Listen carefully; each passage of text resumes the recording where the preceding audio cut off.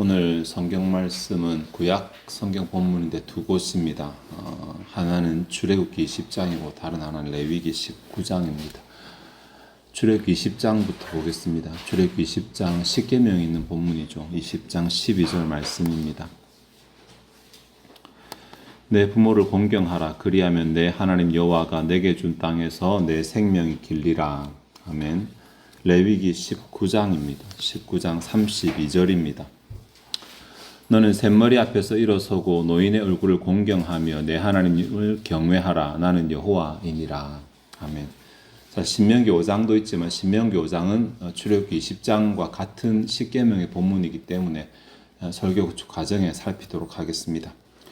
5월은 가정의 달로 보냅니다. 교회도 그래서 보통 첫 주는 어린이 주일로, 둘째 주는 어버이 주일로, 그리고 셋째 주는 스승의 주일로 우리가 이렇게 정하지만 이것이 성경적인 절기도 아니고 신학적인 절기도 아닙니다. 사실은 이제 교회 전통의 교회가 진행되어 오면서 포괄적으로 내가 아닌 모든 이웃이라고 봤을 때 이웃을 생각하는 그러한 여러 절기들이 만들어지게 되는데, 특별히 5월은 나와 가까운 사이에 있는 이웃에 대해서 내가 제대로 하고 있는지를 점검하는 그러한 기회들로 만들었다라고 생각하시면 되겠습니다. 사실 성경에 보면 어린이에 대해서 어떻게 하라라는 교훈 딱 떠오르냐면 잘 생각 안 나실 것입니다. 어린이에 대해서 어떻게 하라. 있게는 있는데 굉장히 빈약하거든요. 혹시 스승에 대해서 어떻게 하라라는 교훈이 있는가 살펴보시면 한 번도 없습니다. 그런데 부모에 대해서 어떻게 하라는 굉장히 많이 나옵니다. 그러니까 이 어린이주일, 어버이주일, 스승의 주일 가운데서 그나마 가장 성경적인 근거를 가지고 있는 것이 부모에 대한 교훈, 어버이주일의 교훈이라고 할 수 있습니다. 성경에 굉장히 신구약을 아울러서 종종 나오는데 아마 가장 대표적인 내용이 십계명일 것입니다. 십계명 하면 모든 율법의 모법이며 성경 전체에 대한 하나님의 백성이 살아가야 될 그 모든 규정들을 압축한 것이라고 할 수 있거든요. 압축해서 10개로 만들어 놓았는데 10개 가운데 하나에 들었습니다. 굉장한 것이거든요. 근데 또 십계명을 두 부분으로 나눌 때 1에서 4계명까지는 하나님에 대해서 우리가 어떻게 행해야 되는지에 대한 규정이고 5계명부터 10계명까지는 이웃에 대해서 어떻게 행해야 되는지의 규정인데, 이 이웃에 대해서 어떻게 행해야 되는지의 규정의 첫 번째 내용이 부모에 대한 규정입니다. 굉장히 좀 의미가 있죠. 사실은 더 신학적 의미를 두시는 분들도 계시지만 여기까지 하도록 하겠습니다. 그 내용은 모르시는 분은 없을 것입니다. 부모에 대해서 공경하라라고 이렇게 말하는데, 사실 부모에 대해서 공경하라라고 말하는 이 명령 자체가 가지는 의미가 몇 가지가 있습니다. 특별히 맥락에서 우리가 생각해야 될 의미들이 있기 때문에 오늘은 이 부분을 조금 생각해 보도록 하겠습니다. 먼저는 내 부모를 공경하라는 그 문구 자체의 의미부터 조금 생각을 해야 될 것이니까, 공경이라고 하면 우리가 잘 알잖아요. 제목은 제가 효라고 적었습니다. 효는 저게 효도할 효자라서, 그럼 효도가 뭐냐 찾으면 또 한자입니다. 저 글자, 한자의 글자는 보면 늙을로의 변에다가 아들 자자를 붙였어요, 밑에. 그러니까 아들이 늙은 노인을 업고 있는 형상입니다. 그러니까 효라고 하는 것은 젊은 자녀가 나이든 어르신을 업고 다니는 것, 모시는 것, 이렇게 되겠죠. 업고 다닌다는 불편하니까 불편함을 없도록 하는 것인데, 성경에서는 그런 효를 말하지는 않습니다. 성경에서 말하는 것은 효라는 대신에 공경이라는 단어를 쓰는데, 공경하다라는 이 단어는 성경에 굉장히 다양한 의미로 사용되는 단어지만 어쨌든 가장 기본적인 의미로서는 무겁다라는 뜻을 가지고, 무겁다.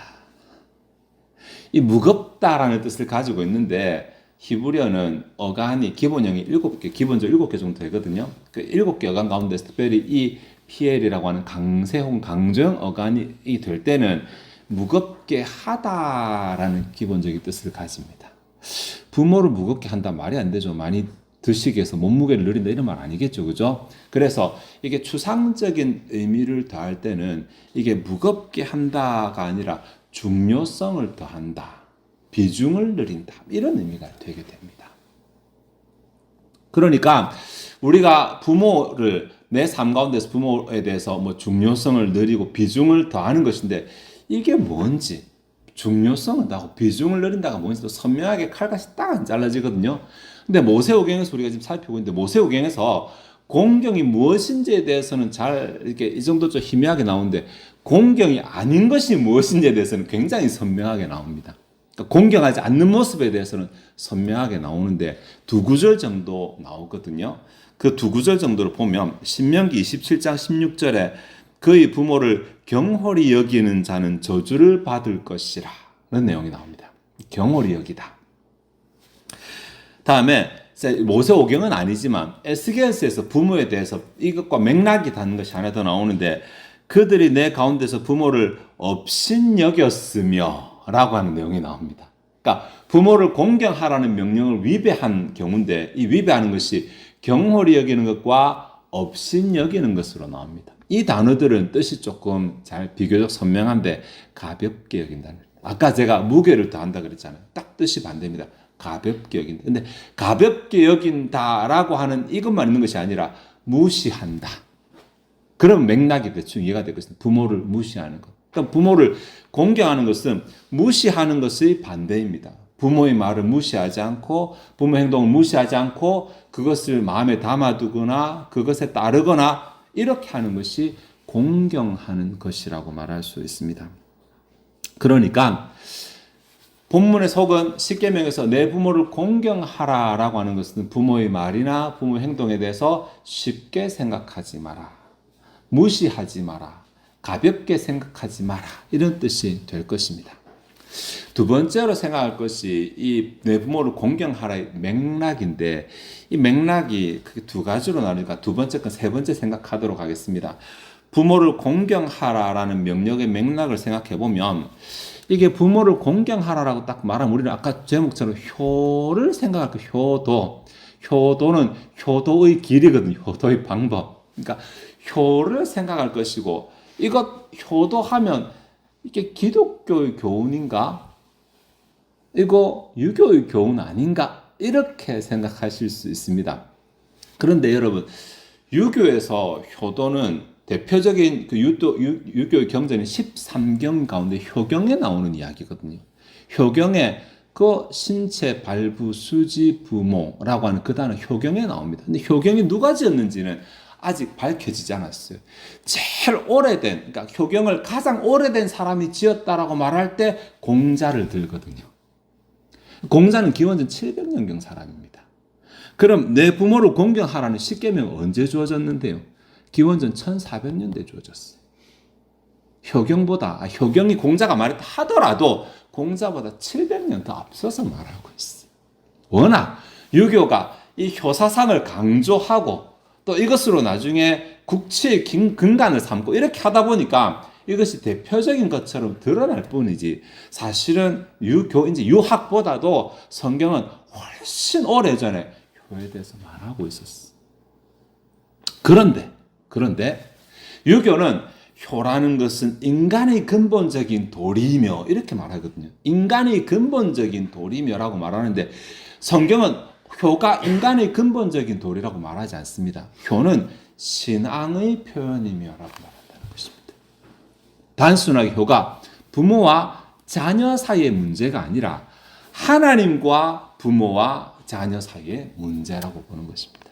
내가 효를 잘 행하는 것은 인간으로서 근본적인 도리를 이행하는 것 이전에 내가 섬기는 하나님에 대한 나의 신앙의 표현이라고 보는 것입니다. 그러면 효를 제대로 이행하지 않는 것은 부모에 대해서 죄를 짓는 것이 아니라 그보다 먼저 하나님에게 죄를 짓는 것이다 라고 이렇게 말합니다. 왜 그런가? 아까 제가 공경하다라고 하는 것이 이제 강조 피해령으로 쓰일 때는 무게를 더한다라는 의미를 가진다 그랬죠. 근데 이 단어가 성경에서 그러니까 피해형으로 쓰인 예들만 쫙 모아보면 대상이 세 개로 나옵니다. 하나님, 성소, 부모입니다. 특이하죠. 하나님에 대해서 이 단어를, 이 형태를 쓰고 성소에 대해서 이 형태를 쓰고 세 번째 부모에 대해서 형태를 씁니다. 이렇게만 보더라도 부모를 지금 어느 급으로 올리고 있냐 하면 하나님과 성소와 같은 반열에 두고 있어. 특이하지 않아요? 네. 이게 유교나 유학에서 말하는 정도보다 훨씬 더 부모의 위치를 올리고 있습니다. 공경하라고 하는 맥락을 훨씬 더, 그러니까 어쨌든 이것이 신앙의 테두리 안에, 하나님을 섬기는 테두리 안에 가장 깊숙한 곳에 부모를 공경하라는 명령이 들어있는 것입니다. 제가 아까 십계명의 5번째 계명이 그 자리에 놓인 중요성이 신학적으로 또 다른 의미가 있다고 말씀을 드렸습니다. 4번째까지가 하나님을 잘 섬기는 것이고 5번째부터 이웃을 잘 섬기는 것인데, 부모를 공경하는 것은 하나님의 이미지를 가지고 있는 부모와 사람의 속성을 가진 그 교두보 역할을 하는 굉장히 중요한 역할을 하고 있기 때문이거든요. 근데 역시 이곳에서도 그렇게 하는데, 그러면 부모를 잘 공경했을 때 복이 뭐냐? 사실은 유교나 유학에서는 부모를 잘 섬기는 것에 대한 복은 말하지 않아요. 왜냐하면 그냥 의무니까. 인간이 기본적인 도리니까. 마땅히 그냥 해야 될 바니까. 그래, 너무 그렇게 하니까 나중에 뭘 하냐면, 네가 부모를 잘 섬기면 네 자녀도 네를 잘 섬길 것이다. 자녀에게서 네 복을 찾아라. 이렇게 말하는데 성경은 그렇게 말하지 않습니다. 출애굽기 20장 12절의 뒷부분 보면, 그리하면 네 하나님 여호와가 내게 준 땅에서 내 생명이 길리라, 이렇게 말합니다. 복은 하나님에게서 나옵니다. 내가 부모를 잘 섬겼는데 복은 부모에게서 오는 것도 아니고 자녀에게서 오는 것도 아니고 하나님에게서 오는 거예요. 하나님 잘 섬긴 것이니까. 그런데 이 출애굽기 20장 12절의 내용이 신명기 5장에 똑같이 반복되거든요. 아시겠지만 출애굽기 20장에 십계명이 하나 주어지고 한 세대가 지난 다음 40년이 지나서 그 십계명을 받았던 옛날 세대가 광야에서 다 죽고 새로운 세대가 만들어져서 하나님께서 똑같은 십계명을 다시 한번 주시거든요. 다시 한번 주시는데 십계명의 문구가 다 똑같은데 틀린 부분이 두 부분이 있습니다. 달라진 내용이. 그 중에 하나는 안식일에 관한 규정입니다. 출애굽기 20장의 안식일은 왜 우리가 안식일을 지켜야 되는지라고 말했을 때, 네 하나님 여호와께서 6일 동안 세상을 창조하시고 7째 날에 안식하셨기 때문이다라고 말하고, 신명기 5장에서는 이는 너희를 애굽 땅 종되었던 곳에서 이끌어내었기 때문이라고 말합니다. 다르거든요. 두 번째로 다른 부분이 바로 5계명입니다. 신명기 5장의 5계명 16절은 너는 내 하나님 여호와께서 명령한 대로 내 부모를 공경하라. 여기부터 달라졌어요. 내 하나님 여호와께서 내게 명령한 대로가 삽입이 됐어요. 가만히 보면 10계명의 10개 모든 계명이 이미 명령한 계명이, 이미 40년 전에 명령한 계명인데 딱 10계명 가운데 이 한 구절만 네 하나님 여호와께서 내게 명령한 대로를 삽입했어.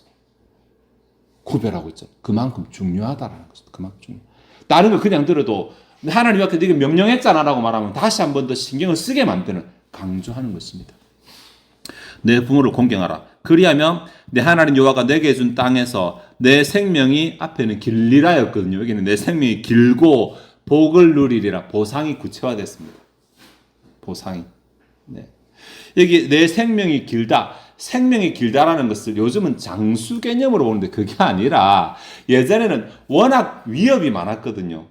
뭐 언제 누가 쳐들어와서 죽일지도 모르고, 또 역병이 돌아서 죽을 수도 있고, 기근 때문에 죽을 수도 있고, 그러니까 생명이 길다라는 자체가 안전하다라는 것입니다. 안전하게 오래 간다라는 것입니다. 네. 다음 복을 누린다라고 말하는데, 여기 복이라는 이 말은 우리가 흔히 생각하는 그 단어가 아니라 야타브니까 토바 이런 뭐 복음성 있는 것 같은데, 그 단어의 동사형입니다. 완벽하게 한다. 꽉꽉 채운다. 순도를 높인다, 이런 말이거든요. 그러니까 이 생애 자체가 질적으로도 양적으로도 안전한 생이 계속되고 질적으로도 꽉꽉 채워진 삶을 살게 할 것이다. 이보다 좋은 복은 없어요. 이보다 좋은 복. 이게 누구한테냐면 부모를 공경하는 자녀에게 하나님이 약속하시는 복입니다. 대단하죠. 네.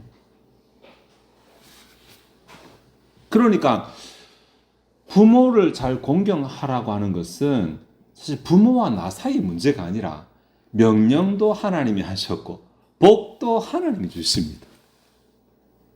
지금은 살피지 않지만 오후에 우리가 조금 생각해 볼 것인데 부모를 제대로 공경하지 않은 것에 대한 성경의 내용들이 뭔가라고 했을 때 좀 끔찍합니다. 나중에 살필 것인데 죽임입니다. 죽임. 근데 죽임이 부모가 죽이는 것도 아니고 마치 신성을 모독했을 때 죽이는 것처럼 공동체가 돌로 쳐서 죽입니다. 웃기죠. 효라고 하는 것이 어떤 맥락에서 주어지는가? 우리가 기존에 생각하는 것처럼 인간적인 도리에서 부모 자식 간의 관계 그게 아니라는 것입니다.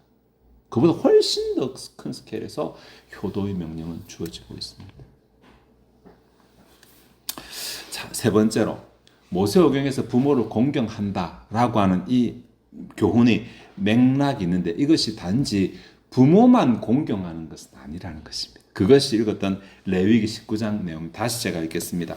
너는 셋머리 앞에서 일어서고 노인의 얼굴을 공경하며 내 하나님 여호와를 경외하라. 나는 여호와이니라.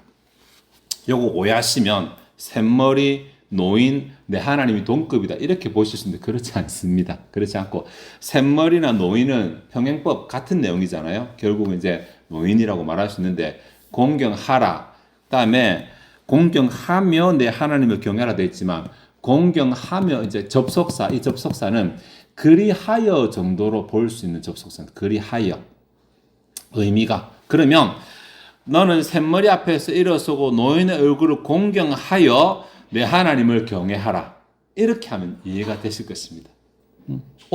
부모만 잘 섬기면 되는 것 아니냐? 그것 아닌 것입니다. 왜 그렇게 하냐면 여호와 율법 자체가 이스라엘의 가정에게 주어진 율법이 아니라 이스라엘 공동체에 주어진 율법이기 때문입니다. 하나님의 백성 공동체에 주어진 율법이기 때문에 공동체의 어른들은 부모의 확대입니다. 부모의 확대. 이것이 가정으로 축소되면 부모가 되고 공동체로 확대되면 장로들이라 말하면 교회 장로 직분을 말하는 것이 아니라 연장자들을 말하는 것입니다. 특별히 이것은 셋머리 앞에서 일어서라라고 말하는데 셋머리는 인생의 경험을 많이 가진 신앙의 선배를 말하는 거예요. 우리가 부모를 섬기는 것은 하나님 앞에서 부모를 섬기는 것은 그 개인 가정으로 봤을 때는 부모가 하나님께로부터 우리를 받아서 위탁하는 사명을 가졌기 때문에 그렇습니다. 사실 여러분 우리 동양에서 조금 이해가 안 되겠지만 우리가 천국 갔어요. 천국 갔을 때 우리 부모가 여전히 천국에서 우리 부모일까요? 다 아시잖아요. 아니거든요. 안타까운지 아닌지 모르겠지만 아닙니다. 부모와 자녀의 관계는 이 땅에서 육신을 가지고 있을 때만 형성되는 관계입니다. 그 누가 누구를 낳으니까. 근데 실제로 우리 진짜 부모는 하나님이시고 하나님 안에서 우리 전부 다 형제잖아요. 뭐 자매 사실 형제도 없고 자매도 없지만 왜냐하면 성이 없으니까 뭐라 표현할 말이 없어서 이제 형제라고 말하겠지만 형제 혹은 자매잖아요. 다 하나님 앞에서 영혼으로는 다 똑같습니다. 영혼으로는 똑같고 이 땅에 있는 몇십 년의 기간 가운데 부모와 자녀의 관계를 가지고 있다가 이 육신을 벗어나는 순간 본래의 위치로 갑니다.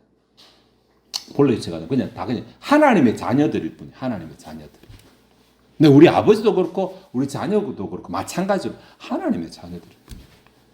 근데 이 세상에 있을 때 어느 가정에 누군가를 보냈을 때 자녀로 보냈어요. 보통 출생법을 통해서 자녀로 보내시잖아요. 그렇게 하다 보니까 이 관계 형성된 하나님 앞에 받은 사실은 이제 나의 영적인 형제이지만 나의 육적인 자녀를 하나님께 위탁받은 그 자리가 부모의 자리입니다. 이거 종교개혁자 중에 누구는 어떻게 표현했냐면 하나님은 지금도 부모를 통해 창조의 사역을 계속하고 계신다. 이렇게 표현했어요. 대단하죠. 창세기 끝난 것이 아니라 지금도 부모를 통해 새로운 영혼들을 창조해내니까. 그 부모가 하나님의 창조의 동력자다라고 말했어요. 그렇다 보니까 그 일이 너무나 막중해서 이 자녀를 신앙 가운데서 키우고 하나님의 자녀로 만드는 일이 너무나 막중하기 때문에 부모에게는 그 일을 감당할 수 있는 권위를 따로 주신 거예요. 권위를. 그 자녀에게 무조건 부모에게 순종하라고 이렇게 말하는 거예요. 책임을 하나님이 주시는 거예요. 순종 안 해? 내가 때린다. 순종해. 왜냐하면 내 동력자니까. 이것이 가정의 질서라고 한다면 신앙 공동체인 교회도 같은 질서가 있는데 교회의 앞선 세대는 교회의 다음 세대를 신앙 안에서 바르게 양육해야 될 책임이 있거든. 그렇게 하기 위해서 하나님께서는 신앙의 앞선 세대에게 그만한 권위를 허락하십니다. 권위를. 하나님이 그 편에 서 계십니다. 말씀을 좀 정리하도록 하겠습니다. 내 부모를 공경한다라고 하는 것은 부모에 대해서 권위를 인정하는 것 혹은 부모의 가치를 무시하지 않는 것, 이것이라고 말씀을 드렸고, 이것은 그냥 부모와 나 사이의 문제가 아니라 일륜적인 문제가 아니라 사회적인 문제가 아니라 신앙적인 맥락이었다. 하나님께서 명령하신 것이고 하나님이 그것에서 상벌을 주시는 하나님과 나와의 문제였다. 그리고 마지막으로 단순하게 내 부모에 대한 문제일 뿐만 아니라 하나님의 신앙 공동체 안에 신앙의 선배, 또 앞선 어른들에 대한 우리의 마음 자세도 다 담고 있다. 이렇게 말할 수 있습니다. 조금 차이가 난다면 여기에 그 샘머리 앞에서 일어서고 너희는 공경하면 여기에 이제 이 태도가 이제 어떤 것을 말하느냐인데, 이게 부모에 대해서 공경하는 것은 신약에서 순종으로 표현이 되는데, 공동체 안에 어른에 대해서 공경하는 것은 이거 밝게 하는 것, 뭐라고 했죠? 빛나게 하는 것, 부풀어 오르게 하는 것, 꾸미는 것, 이런 의미를 가진 단어거든요. 이게 밝게 하고 빛나게 하는 이런 단어가 의미하는 바를 결론만 말씀을 드리면 웃게 만드는 것 정도 돼요. 웃게 만드는 것. 교회 안에서 어르신들에 대해서 웃게 만드는 것. 이 정도가 제일 적합한 적용이 아닐까 생각합니다. 네. 그러니까 근심되게 하지 않는 것. 우리 신앙의 선배 근심되지 않게 하고 웃음 짓게 만드는, 이것이 공동체의 어른에 대한 우리의 자세일 것이다라고 보게 됩니다. 어버이주를 맞이하면서 각자의 자리에서 나는 하나님 앞에서 신앙적 관점에서 내 의무를 제대로 이행하고 있는가, 나는 그 사명을 감당하고 있는가, 나는 순종하고 있는가 생각해 보시고, 단순히 우리 가정의 문제뿐 아니라 교회 안의 어르신들에 대해서 나는 어떻게 대하고 있는가, 또 교회 안의 어르신들은 나는 다음 세대에 대해서 나는 어떻게 또 그 다음 세대의 신앙의 성장을 위해서 나는 기여하고 있는가, 이런 것도 조금 생각해 보면서 부족한 것이 생각나거든 고쳐나가는 우리들 되었으면 좋겠습니다. 기도하시겠습니다. 하나님, 오늘 어버이 주일을 보내면서 하나님께서 우리에게 명령하시고 공경의 의무, 공경이 가지는 의미를 생각해 보았습니다. 하나님, 우리가 하나님을 섬기고 하나님을 마땅히 공경하는 것이 맞는데, 하나님께서 하나님의 그림자로 이 세상 가운데 부모를 허락하시고 신앙 공동체에서 신앙의 앞선 선배들을 우리에게 허락하셨습니다. 우리가 그들에 대해서 섬기고 또 그들에게 순종하는 것이 곧 그 이미지의 본체이신 하나님께 순종하는 것이고 공경하는 것임을 알게 하시고, 하나님 때문에 순종하고 하나님 때문에 공경하는 자세를 배우게 하시기 원합니다. 또한 이렇게 할 때 하나님께서 우리의 복을 책임지시고 또 우리의 인생을 책임지신다는 사실을 기억하게 하시고, 하나님께로부터 복을 받아 누리는 우리들 되게 하시기 원합니다. 어렵습니다. 하지만 우리 가운데 지혜 주시고 잘 이해할 수 있도록 은혜 베풀어 주옵소서. 이 시간 주 앞에 또 준비된 예물을 드리고자 합니다. 우리 마음이 즐거이 하나님을 헌신하게 하옵소서. 감사드리며 예수 그리스도의 이름으로 기도하옵나이다. 아멘.